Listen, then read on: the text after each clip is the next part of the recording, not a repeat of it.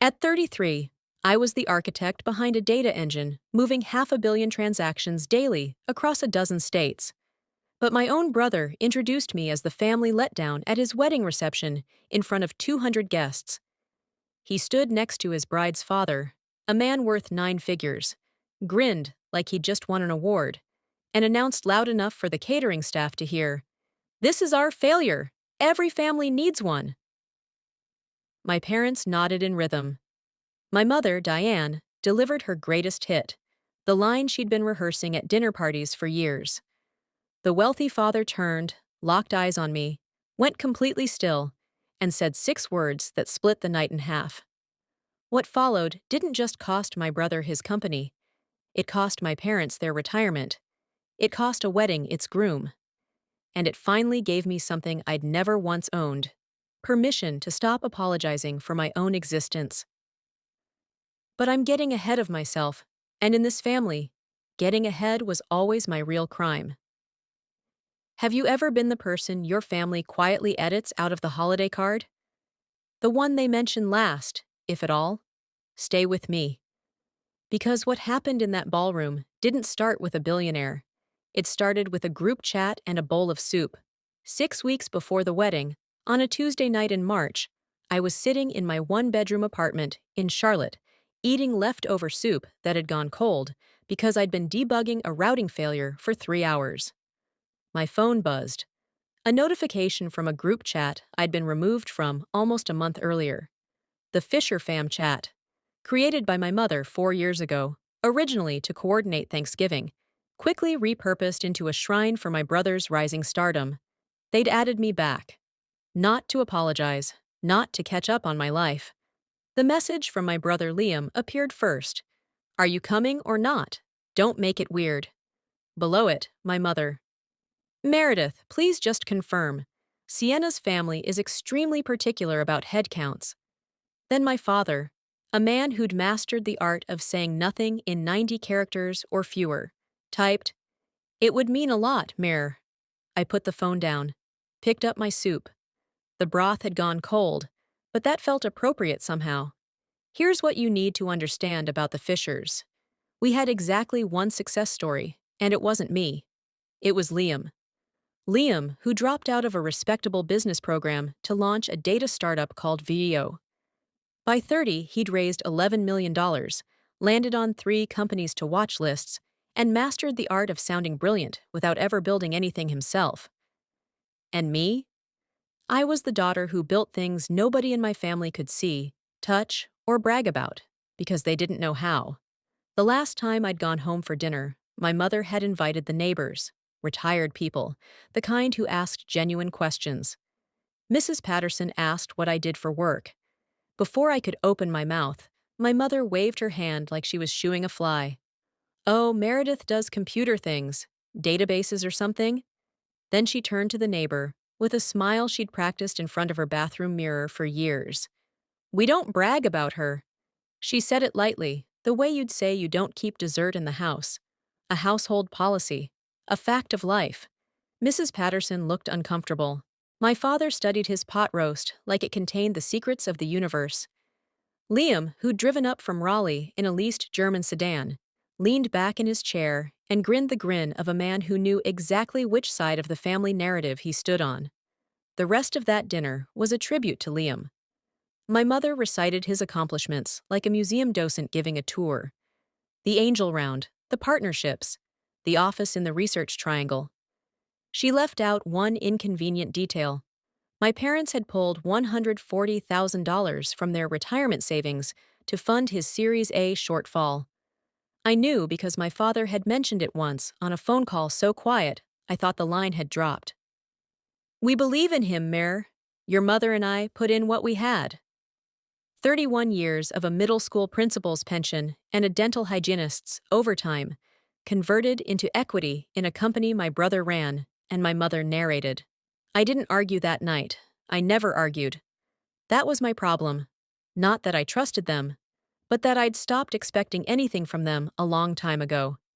Expectation is the first thing you lose when you realize you're the backup child, the insurance policy, the one nobody photographs for the mantle. At Halcyon Systems, where I'd worked for 6 years, I was a senior data systems architect. The platform I built, Nexus, was a real-time orchestration engine handling pipeline routing for financial services, logistics, and healthcare. If you've ever swiped a debit card at a grocery store anywhere in the southeastern United States, there's a reasonable chance my architecture touched that transaction. Nobody at Halcyon called me a failure. My colleague Nora called me the ghost who built the spine of this place. I designed the bones. Other people got to walk around in the body and take the credit. That spring, Halcyon's CTO forwarded me an invitation to speak at a regional infrastructure summit in Atlanta. My name was listed on the program alongside 2 patents I'd co-authored and a keynote panel about scalable pipeline architecture. I almost declined. I usually did. Not because I couldn't speak in public, I'd done it a dozen times at industry conferences, but because I'd grown so used to being invisible that visibility felt like standing in the wrong lane of traffic, facing oncoming headlights. My therapist called it professional isolation. She said I'd organized my entire life around being competent and unseen, and that both things were costing me something I hadn't calculated yet. I told her I'd think about it. Then I went back to my desk and optimized a failover protocol that saved Halcyon's biggest client 6 hours of downtime during a critical migration. Nobody sent me flowers. Nobody posted about it in a group chat. But when I pulled up the diagnostics the next morning and saw 0 failed transactions across 9 routing nodes, I felt the quiet satisfaction that only people who build things for a living truly understand. That was enough. Or I'd decided it was. 2 weeks after the group chat reappeared, I drove to my parents' house in Gastonia. I told myself it was to drop off a set of replacement air filters my father had asked for. That was partly true. Mostly I went because something in my father's 6-word text had pulled at the part of me that still wanted to believe the word family meant something in that house. Something warmer than a seating chart and colder than a trophy on a mantel. The living room hadn't changed. Same floral couch with the worn armrest, same brass lamp my mother refused to replace, and on the mantel above the gas fireplace, a new addition, a glass trophy engraved with Rising Founder Triad Business Journal, 2025. It sat between a framed photo of Liam shaking hands with an investor and a candle my mother had never lit because it was too nice to burn. No photos of me on that mantel, not one. Not from my college graduation, not from the year I was named a finalist for a Technical Innovation Award, not from anything. Liam was in the kitchen when I arrived, eating a sandwich my mother had made for him. He was 30 years old and still ate sandwiches his mother cut diagonally, crusts removed. He looked up, saw me holding the air filters, and said it like a punchline he'd been saving all week. Every family needs one success and one cautionary tale, right, Mayor? My mother laughed. My father looked at his hands. I set the air filters on the counter and said nothing. Before I left, Liam caught me at the door. His grin was gone, replaced by something closer to calculation. He leaned close, voice low. "You're coming to the wedding, I need you there." I asked why. He shrugged, but his eyes didn't match the shrug. "Sienna's dad is old school, wants to see the whole family, just show up. Be normal. Don't talk about work. Don't talk about work." The one thing I had that was entirely mine, the thing I'd built with my own hands and my own late nights and my own stubborn refusal to quit. And my brother's instruction was to leave it at the door like muddy shoes. 4 years earlier, Liam had called me at 11 o'clock at night. He was 26, 3 months into Vireo, and panicking in a way I'd never heard from him before. He'd pitched investors on a proprietary real-time data engine, but he didn't have one. What he had was a pitch deck, a leased office with furniture he couldn't afford, and a demo that ran on a spreadsheet macro held together with hope. "I just need the core module," he said. "Something that works for the demo. I'll hire a real team after the round closes." He was my brother. My mother had called me twice that week to tell me Liam was under pressure, using the kind of voice she reserved for genuine emergencies. My father had sent a rare text. "He could use your help, Mir." So I helped. I spent 3 weeks building a functional prototype, a stripped-down data routing engine inspired by the design principles I used at Halcyon, but written entirely from scratch on my personal laptop on weekends and after midnight, completely outside the scope of my employment agreement. I used my own methodology, my own naming conventions, my own logic patterns. I wrote clean, documented, modular code because that's the only kind I know how to write. We signed a consulting agreement. Liam promised a $10,000 fee and a co-architect credit on the technical documentation. He paid me $1,500. The credit never appeared. What did appear, 14 months later, was Vireo's public-facing product page describing their proprietary engine. A system I recognized the way you recognize your own handwriting in a stranger's notebook. Same architecture, same module structure, same variable names in the API documentation. Liam had built Vireo on the bones I gave him. He renamed the modules, changed the color scheme on the dashboard, added a logo, and called it innovation. I said nothing. My mother would have called me jealous. My father would have gone quiet in that particular way that felt worse than shouting. And Liam would have looked at me with that grin and said something about how family helps family, how I should be happy for him, how this was our chance. So I closed the tab, filed the consulting agreement in a blue folder, and went back to building things that worked for people who paid me fairly and credited me accurately. The blue folder lived in the bottom drawer of my desk at home, under a stack of old tax returns and a user manual for a router I no longer owned. It was a standard manila folder I'd covered with blue packing tape 3 years earlier because the original flap had torn, and I didn't want the pages falling out. Inside, a printed copy of the consulting agreement with Liam's signature and mine, dated 4 years back. A PDF printout of the original commit log showing 47 commits over 21 days, all authored by M. Fisher. A 3-page architecture specification I'd written in my own shorthand with margin notes and a coffee ring near the bottom of page 2. And a single printed email from Liam sent at 2 in the morning. Subject line: "Can you just make the demo work? I'll handle the rest." That email was the last honest thing my brother ever wrote to me about Vireo. I didn't keep the folder as evidence. I didn't keep it to build a case or plan a revenge. I kept it because I keep records of my own work. Always have. Every system I've ever designed, every spec I've ever written, I archive it. It's the same instinct that makes me back up my files in 3 locations and label my cables with a label maker. Some people keep journals. I keep documentation. The truth sits in drawers, waiting for someone to open them. That Tuesday in March, after reading Liam's message in the group chat and sitting with the cold soup and the quiet apartment, I opened the bottom drawer. I saw the blue folder, ran my thumb across the tape, felt the weight of everything inside. Then I closed the drawer. Whatever Liam was building or pretending to build, whatever my parents had poured their savings into, it wasn't my problem anymore. I had made my peace with being invisible. Or I thought I had. Nora told me not to go to the wedding. We were eating lunch in the Halcyon break room, turkey wraps from the place on Trade Street that puts too much mustard on everything. And I told her about the invitation, about the group chat, about my brother's instructions to be normal and don't talk about work. She set down her wrap and looked at me the way she looked at junior engineers who were about to push bad code to production. "Why would you go? They treat you like furniture. You're not a centerpiece. You're the side table nobody puts a drink on." I couldn't argue with that. But something had shifted in me since January. Maybe it was the therapy. Maybe it was the summit invitation still sitting unanswered in my inbox.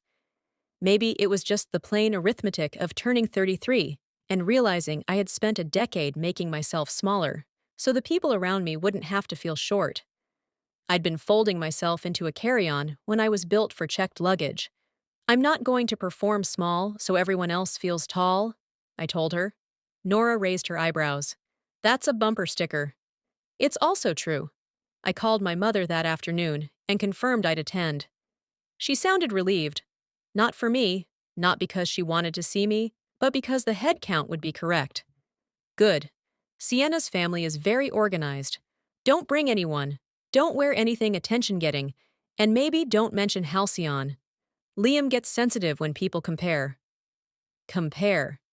As if my career and his existed on the same axis. As if building real infrastructure that moved 500 million transactions a day and building a pitch deck with borrowed code were two versions of the same sport. I hung up and sat at my desk for a long time, staring at the blinking cursor on a configuration file I'd been editing. I almost didn't go. If you've ever talked yourself into shrinking just to keep the peace, you already know that feeling in your chest. The compression, the dull ache of swallowing your own voice. 3 weeks before the wedding, Vireo was everywhere.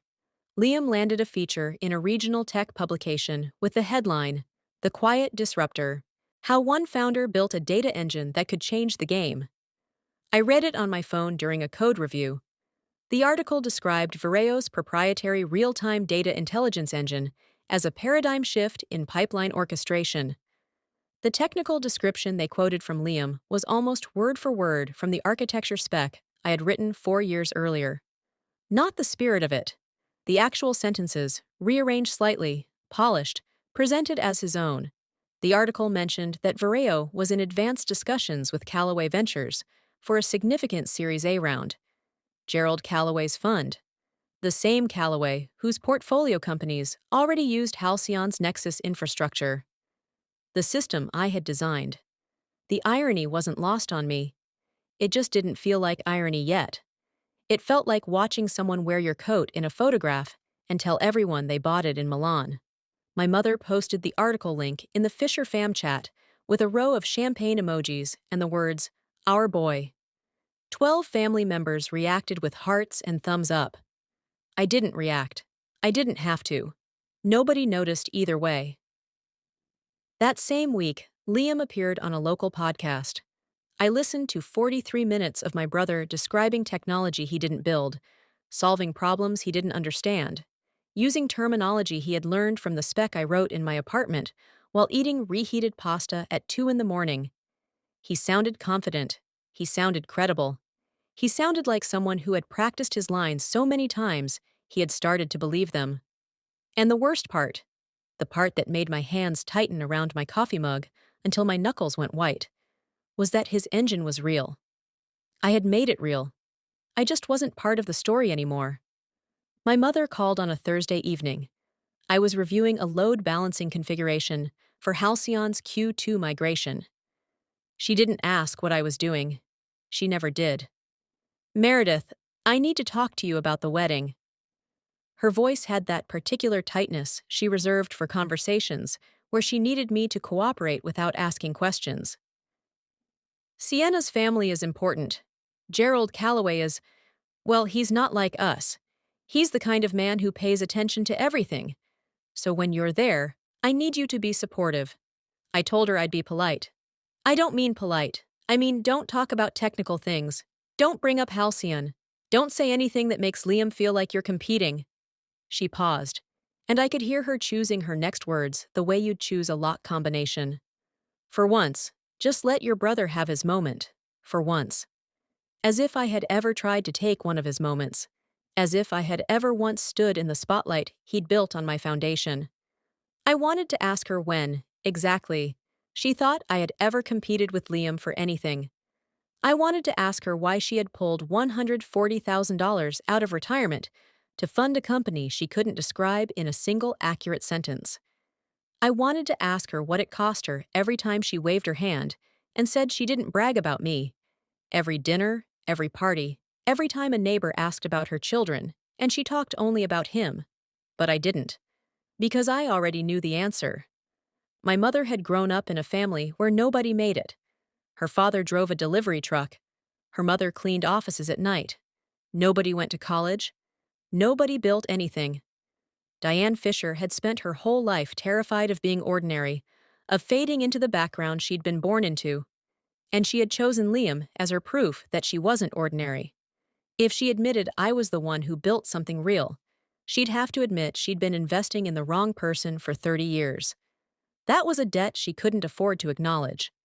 So she covered it with the only currency she had, my silence. 10 days before the wedding, The Fisher fam chat lit up again. This time, it wasn't logistics. It was Liam typing fast, asking if I could take a quick look at some technical documentation before a meeting.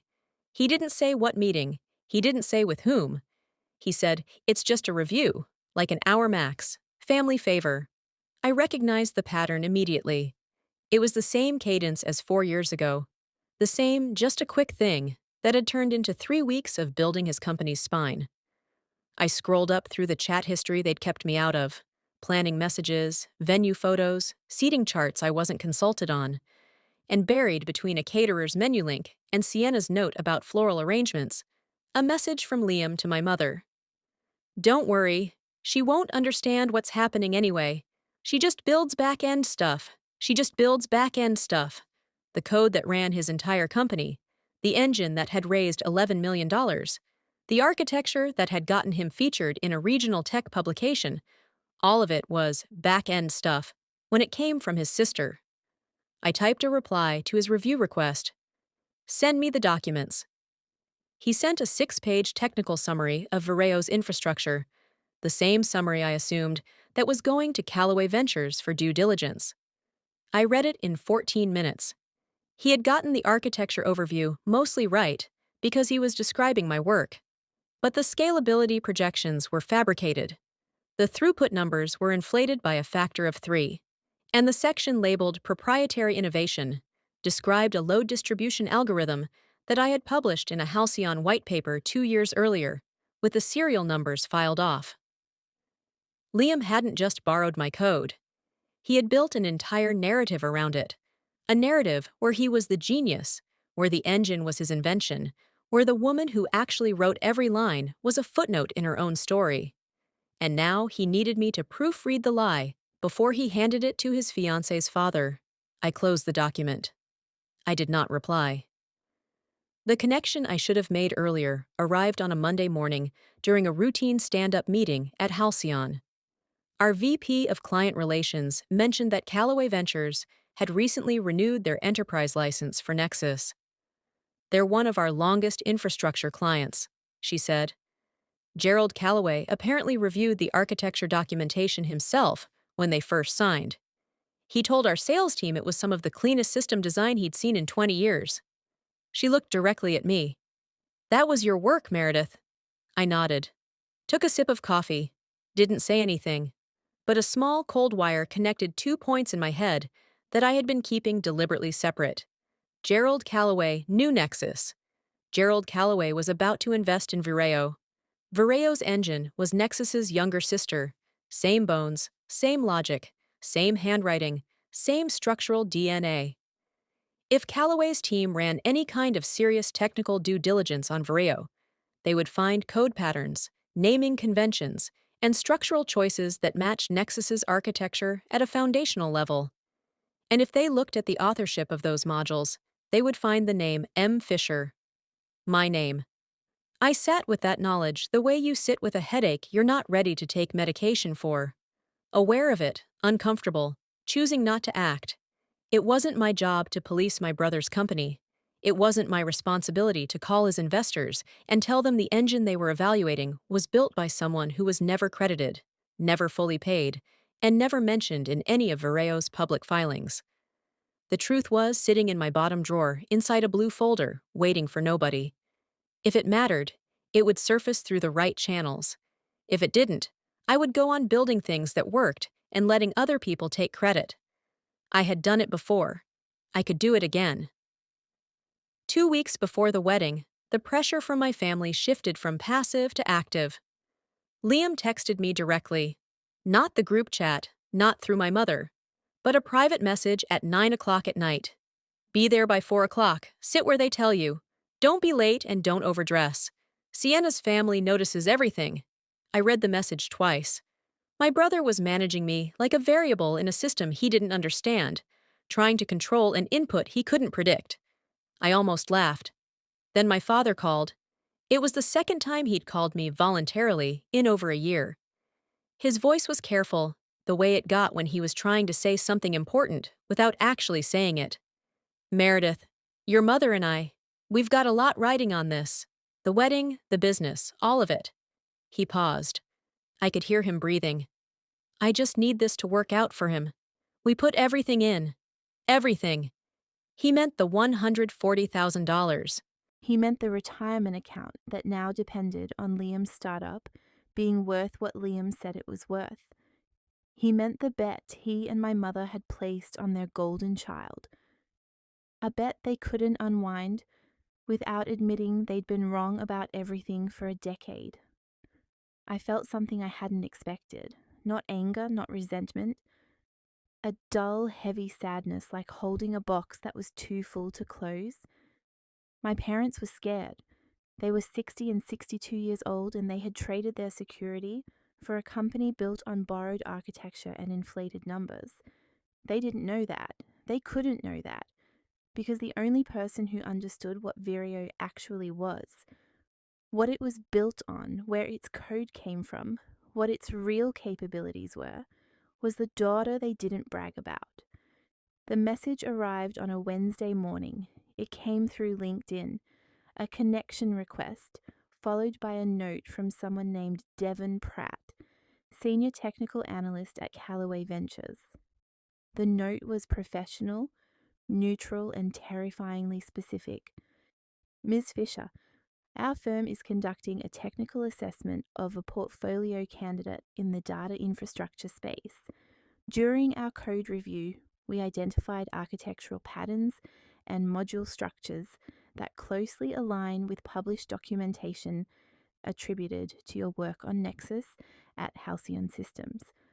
We would appreciate the opportunity to discuss provenance and authorship of certain foundational components. This is a standard part of our due diligence process. Could you make yourself available for a brief call this week? I read it 3 times. My heart rate stayed steady. Years of reading diagnostics under pressure had given me that much. But my hands moved before my thoughts caught up. I opened the bottom drawer, pulled out the blue folder, laid it flat on my desk, and opened it for the first time in over a year. The consulting agreement. Liam's signature, slanted and hurried. My signature, neat and precise. Dated 4 years ago. The commit log, 47 entries in 21 days, every single one authored by M. Fisher. The architecture spec, 3 pages, my handwriting in the margins, the coffee ring still dark near the bottom of page 2, and Liam's email, "Can you just make the demo work? I'll handle the rest." Everything was there. It had always been there. The folder wasn't a weapon, it was a record, the same kind of record I kept for every system I'd ever built. Timestamps, authorship, version history. The difference was that this particular record now sat at the exact intersection of my brother's ambition and his investor's due diligence. I hadn't put it there. The truth had just walked itself into the room. I closed the folder. I did not reply to Devon Pratt that day. I spent 2 days thinking about that LinkedIn message, not because the answer was complicated. The answer was simple. Yes, I wrote the code. Here are the records. The hard part was the math around it, the family math, not the technical math. If I confirmed authorship to Callaway's analyst, the due diligence report would flag Vireo's IP provenance as unresolved. An unresolved IP flag in a Series A round wasn't a speed bump. It was a wall. The investment would stall, then collapse. Liam's company, the one my parents had staked their retirement on, the one my mother recited like scripture, the one my brother had built his entire identity around, would face the kind of scrutiny that fake it till you make it doesn't survive. And everyone would blame me. My mother would tell anyone who listened that I did it out of jealousy. My father would go silent in a way that felt worse than shouting. Liam would call me a saboteur, a bitter sister who couldn't stand his success. I sat at my desk for a long time, looking at the cursor on my screen. Then I opened a text editor and typed a sentence I didn't send to anyone. It was just for me, a private commitment. I will not lie about my own work. That was the whole of it. I wasn't going to call Callaway Ventures and volunteer a confession. I wasn't going to march into Liam's office with a blue folder and demand credit in front of his team. But if someone from the investors team asked me a direct question about code I had written, I was going to tell the truth. I wasn't going to lie about my own work, not for Liam, not for my mother, not for a family that had spent a decade pretending I didn't exist. I replied to Devon Pratt. I said I was available Thursday. The rehearsal dinner was held at a vineyard 40 minutes outside Charlotte. White tablecloths, string lights wrapped around oak trees. Sienna had hired a calligrapher for the place cards, each name written in elegant script on cream-coloured paper. I found mine at a table near the kitchen door, wedged between a second cousin I'd met once at a funeral and a college friend of Sienna's who spent the entire evening on her phone, scrolling through photos of herself. Liam and Sienna sat at the head table with Gerald and Sienna's mother, Patricia. My parents sat one table over, close enough to orbit, far enough to earn. When introductions went around the room, Liam stood up and worked the crowd with the ease of someone who had practiced charm the way I practiced code review. Repetition, iteration, polish. He introduced my parents with warm, practiced affection. He introduced Sienna's family with reverence, almost awe. When he got to me, he paused just long enough for the pause to feel deliberate. And this is my sister, Meredith. She works with computers. A polite ripple of smiles. One man at a corner table, grey hair, wire-rimmed glasses, and name tag I couldn't read. From my seat, tilted his head slightly when he heard my name. Not a reaction exactly, more like recognition catching on a snag. The way a boat hooks a submerged log. The rehearsal dinner moved on. Toasts were given. Liam told a story about how Vireo almost didn't launch, how he coded through the night to make it happen. I ate my salmon. I did not correct him. After dinner, as guests drifted toward the parking lot, the man with wire-rimmed glasses passed my table. He stopped. Meredith Fisher? I nodded. I think I saw your name on a pipeline architecture panel in Atlanta. Scalable orchestration? I nodded again. He smiled, small, knowing, entirely without performance, and walked away. I never got his name, but someone in that room had recognized mine, and for a reason that had nothing to do with my brother. On the drive home from the rehearsal, I put the pieces together. Not all at once, more like tiles clicking into a mosaic I'd been assembling for years without realizing I was building anything. Liam didn't invite me to the wedding because he wanted me there. He invited me because he needed Gerald Callaway to see a complete family, a normal family, a family that showed up, smiled, and didn't say anything inconvenient. But more than that, he needed me to be small.